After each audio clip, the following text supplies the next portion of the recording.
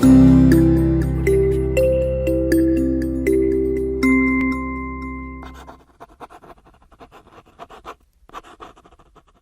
students, good day all. Today the continuation of system of particles.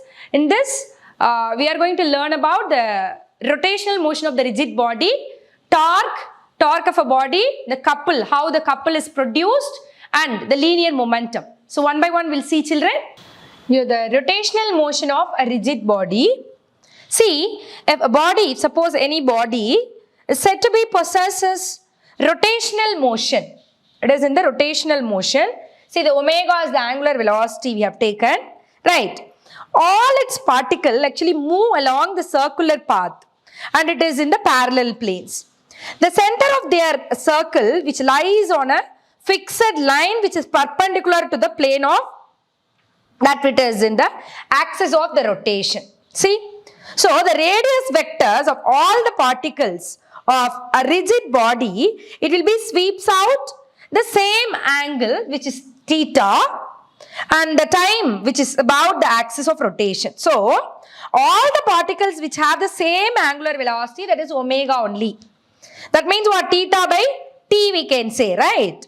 So, that is the angular velocity of this, the rigid body which is there in the rotational motion. You will go with the derivation for the first equation of motion, right?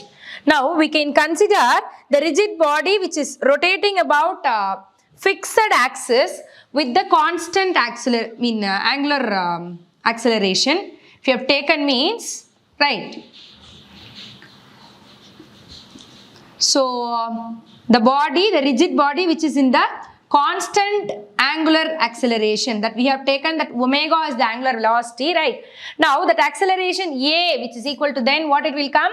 A which is equal to d by dt of omega, or else we can write this d omega which is equal to a into dt, right? Now this we will write as, if suppose at t which is equal to 0 it started, then we have taken omega which is equal to omega naught.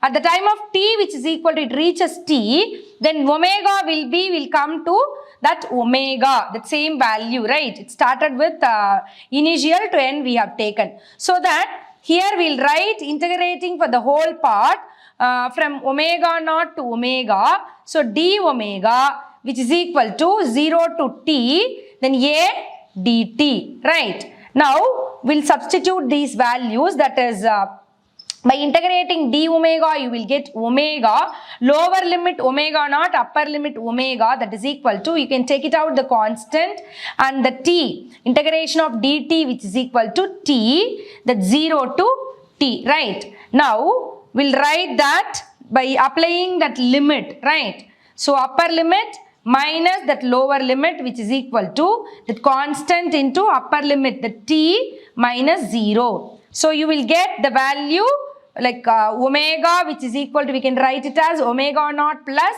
at, right? So, this will be the first order or first equation of motion, right? Yeah, torque or moment of force. See, the torque we can say that is the product of the magnitude of the force and the perpendicular distance between them, right? You are seeing on the screen that system, it is a body free to rotate about the vertical axis through O, right? So, this is the axis of rotation, right? And we can say that the horizontal force, suppose, applied to the body, that point, that P which is rotates about its axis, then the distance D, it is the perpendicular distance of the line of action which is there on the rotation. Then the torque or the moment of force, that we can say here tau which is equal to F into that ON, right? This is the perpendicular distance which is there, ON. So that here, or we can write this as tau which is equal to F cross D. Not cross, F into D, okay? So this is torque which is equal to then torque tau which is equal to that force. Here we can take force into that, the lever arm. Here we have taken a lever, right? So this is the perpendicular distance we have taken here. So the base formula which is nothing but what? tau which is equal to force into the perpendicular distance, right? So couple which means a pair of equal and opposite forces. It is an equal force and it is an opposite force which is acting in a body along two different forces. That's a line of action that is constituting a couple.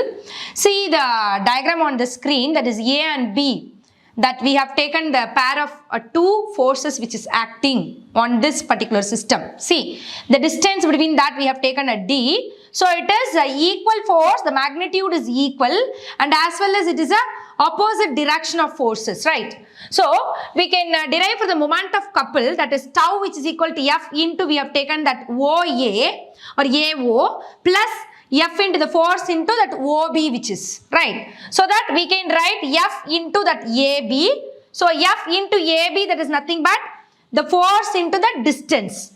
The tau which is equal to force into distance we can say for the couple also.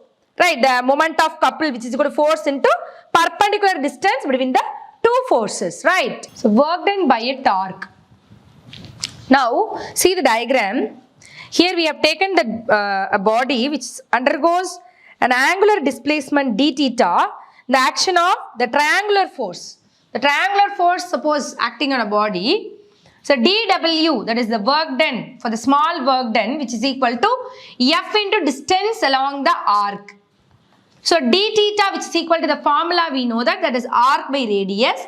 So arc PQ by R.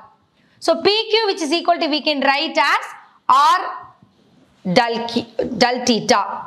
Okay, here you need the del omega, the angular acceleration, that is equal to FR into del theta.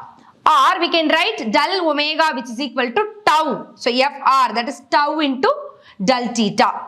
So that we can write in the terms a work done which is equal to torque into that angular displacement. Okay, now this is for the work done for the variable torque for the whole system. Then W which is equal to integral over theta 1 to theta 2 into del into dt. For the power derivation for the suppose by the torque means we have to know the d, that is del omega or d omega, both same, right? That del omega which is equal to torque into del theta.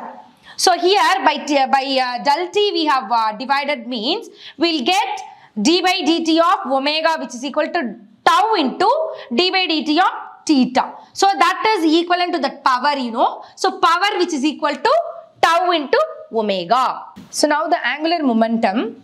See the angular momentum which is nothing but the product of the linear momentum and the perpendicular distance. So it is denoted by L which is equal to P into D. See the dimensional formula for the angular momentum that you have to take it for that perpendicular distance and the linear momentum you have to take it. So L into ML t power minus 1. So we will get the final M L power 2 t power minus 1.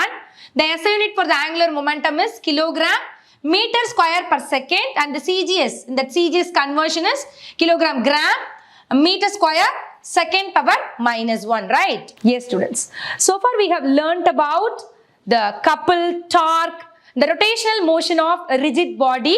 So these are all we have learnt. Thank you children.